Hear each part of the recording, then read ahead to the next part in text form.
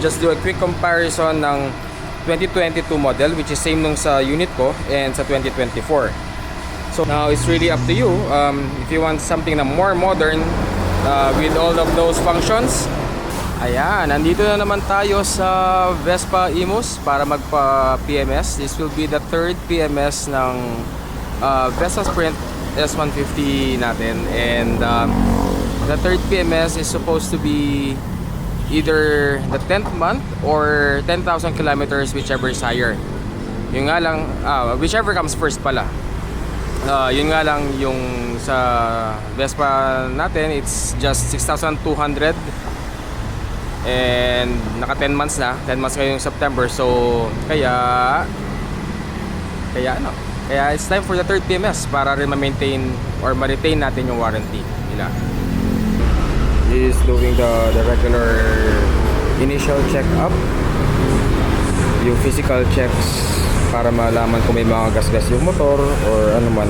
Kaso lang medyo mahirap tingnan to kung may gasgas at napakadumi ngayon. Tapos papacheck ko na rin dito kasi merong isang screw dito sa fly screen na hindi ko matanggal, mukhang nag-oxidize na kasi.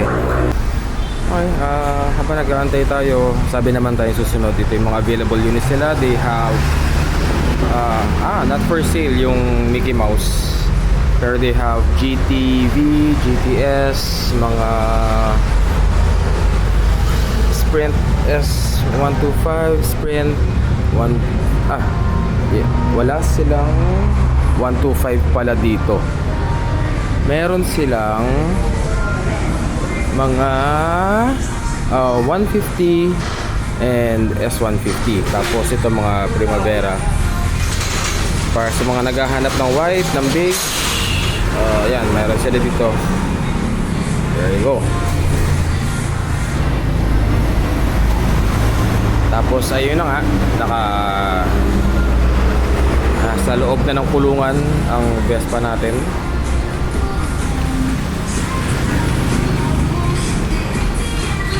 So ang gagawin dyan is the third PMS, which is change oil filter, yung normal, change oil. Tapos ano pa ba? May dagdag nga yung sa CVT cleaning nila. It's an additional 1,000 pesos. Medyo expensive ng konti, pero at least it's handled by people who really knows Vespa. Samaya, silip tayo ulit kung ano meron sa loob. Ito ulit yung mga tires na meron sila. They have Pirelli, they have Mitas or Mitas. Meron silang Pirelli Angel and Diablo Rosso. Sa Angel, they have 110, 70, 11. So pang S125 to. They have 120, 70, 10. Pang 125 din. They have 120, 70, 12. So ito yung mga pang Sprint, pang Primavera. They have 130, 70, 12. Ang wala sila ay yung stock size, which is yung 110, 70, 12. So sayang, yun sana yung hinahanap ko. Pero sa next vlog siguro or sa next itong pa-PMS, papakabit ko yung napanalunan nating Zeneos na tires during the Philippine Vespa Tourism Rally. Okay, so tingnan natin if maganda rin yung kapit nung Zeneos. Kasi I've read good reviews. Pero syempre hindi siya gaya nung itong mga Pirelli na nasa mainstream. Eh na nga, hindi ko lang ma-videoan sa loob kasi syempre bawal. Kaya para tayong preso dito sa labas nga lang.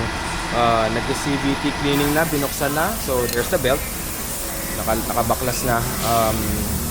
Kailangan na rin kasi na ipa-CVT cleaning kasi nga nung last month, that was August, yung sunod-sunod yung baha. Sunod-sunod yung ulan and may mga nandadaanan tayong baha.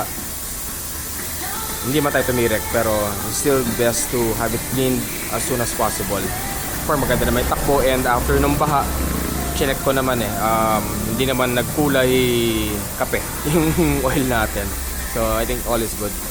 Habang nag-aantay tayo na matapos yung PMS and CVT cleaning, let's just do a quick comparison ng 2022 model, which is same nung sa unit ko, and sa 2024.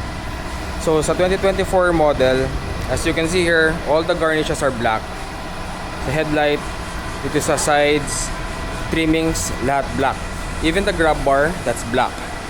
Tapos, still LED of course, gunmetal na yung dito niya, yung horn cover. Orange siya dito. Before it was red. Ito ay black na rin. Before it was chrome. And yung spring, this is black now. Before it was red. So here.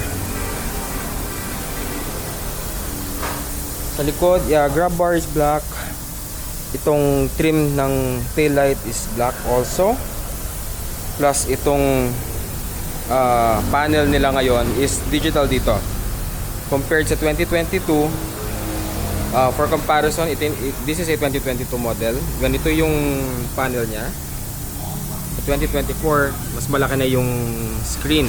And if I'm not mistaken, correct me if I'm wrong, you can connect to your phone. Plus, it now has a kill switch, which is good. Very good addition. New grips. And now, it comes stock with bar ends. Yung sa previous, walang bar end. Ganito siya. Ayan. So, kailangan mo pa ito butasin. Yung pinaka-grip. Pagkabutas mo naman yan, yung pinaka-bar nito sa loob, yung bakal, may thread na yon. So bili ka lang ng bar end, salpak lang, basta mabutas mo to. Here, which is good, it now comes out ng naka-bar end na. So very good upgrade for the 2024 models. Ito ay is now black, matte finish. Yung sa previous ay ganito. Yan. Straight na siya. Glossy finish. For comparison, ganyan siya. Okay. So those are the I think that those are the major differences ng 2024 model and the 2022. Swerte mga nakabili ng mga bagong bibili ng Vespa units nila. A lot upgraded than before. Slight difference that I saw sa 2022 model, diretso to eh. As you can see here, yan. Kapasin nyo, diretso yan. Siya of course curve, pero walang ibang grooves. This one, ito meron na siyang slight groove here. There. All the rest I think should be the same. Bakal pa rin, metal pa rin naman yan. Different mags now. Good looking design for their mags for the 24 model. Yung 22 was like this one, kaso lang sa Sprint S150 sa akin kasi is black, ganito. Pero ganito yung itsura niya. Ngayon, ganito na siya. So I just confirmed, hindi siya plug and play. Yung gauge nito is not compatible sa dati. Ito kasi iba yung sukat niya. Kahit nyo dito, ito mismo may cut na dyan eh. This one, yan, pa-pointed siya. So hindi siya plug and play. And I asked one of their chief mechanics here, sabi, meron pang kailangan billing part para mapagana yung notification for it to be connected to your phone. So unless you buy that, hindi mo pa siya mapapagana. Okay, that's what they mentioned here. So yung sinasabi ko is yung sa Bluetooth function na lalabas ito kung may tumatawag, and kung mayroong message, yun yung para mapagana yun, you have to buy a certain part from Vespa.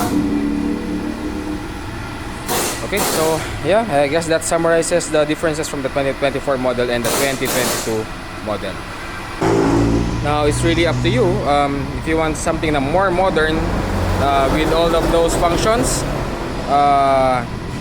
then the 2024 model is the best pick for you. If you want something na medyo close pa sa may pagka-classic pa kahit paano kasi hindi pa siya ganun ka modernized, you can get the 2022 model and below. So I think those are still available sa ibang kasa. Or you can have you can buy mga second hand, of course. Marami naman dyan nagbebenta mga low mileage pa. But I do appreciate the modernization, yung bagong features na meron sa newer models. So that's a good addition, and I think it's very very helpful and handy for some of us. Okay, so now we're done with the third PMS. Here is the 10,000 kilometers or 10 months, whichever comes first. Tapos before it's just 1,540, but now it's 2,540 because nagpa CVT cleaning tayo. So yun yung additional charge na 1,000. All the rest same pa rin naman. You still get the free oil filter, the free engine oil, the free O-ring, oil filter, engine oil. What else? Yeah, O-ring kasama na rin yun sa free dati. So almost the same pa rin naman. Yun ang nadagdag. So I just made sure that everything's okay and running great mula nung last month na sunod-sunod ang bagyo. Okay? So wala silang bike cleaning ngayon kasi madaming unit na nasa labas, but pupunasan na lang naman daw. Okay lang yan. So I'll be checking out kung kumusta yung performance, if there's any big change after the third PMS and after the cleaning. Current auto is 6,283, and as usual kasama na yung pads diagnostic there. Like before, wala naman silang na diagnose na problema, so there lumalabas no error present.